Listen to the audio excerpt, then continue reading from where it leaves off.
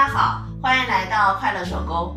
开学了哈，每年我都会给女儿做笔袋。今年呢，小朋友有要求了，说笔袋里边呢要能够放进20厘米的尺子，而且最好能够分类收纳。今天呢，我就把她的笔袋给做出来了。这是一款母子款的笔袋哈。这个大的笔袋里边呢，可以放20厘米的尺子和笔；这个小的笔袋里边可以放修改带和橡皮。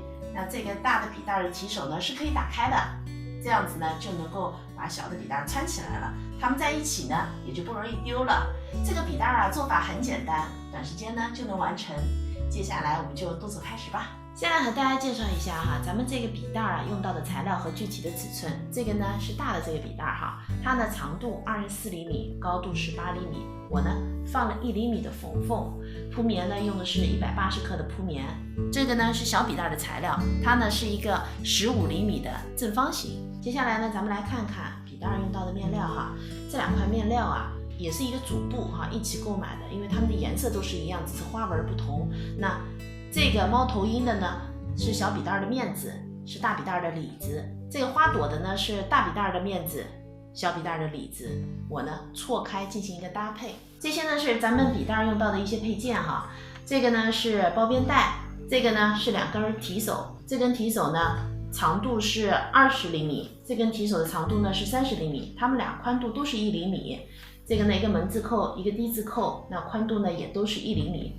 2根拉链，这根拉链的长度呢是24厘米，这根拉链的长度呢是15厘米。接下来我们就可以动手制作了。今天咱们2个笔袋的制作方法呢是一模一样的。那么现在呢，我用大的笔袋给大家做演示哈。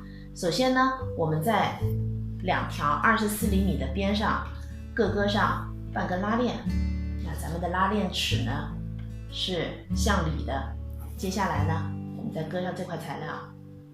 割好以后，我们这儿吹一条，这儿吹一条，2条边呢车好了。那有朋友经常问我哈，手工做好以后翻到正面的时候里子偏大不服帖。那我个人对这个好像也不是特别在意。如果你对这方面有要求的话，那您可以像这样子把里子少车5毫米。刚才这2片咱们大小是一模一样的，现在车好以后呢，里子多出了5毫米，这样子呢翻到正面的时候呢会更加服帖。现在我们把材料翻到正面哈，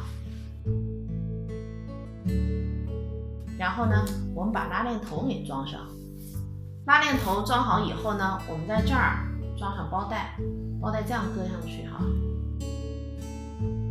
然后我们这样子车条。那这儿呢装一个低字扣，我们拉链呢放在中间，然后这儿车一条。提手和低字扣呢都固定好了。接下来呢，我们用包边带把这2个毛边呢给包掉。包边呢包好了，那咱们整个笔袋就制作完成了。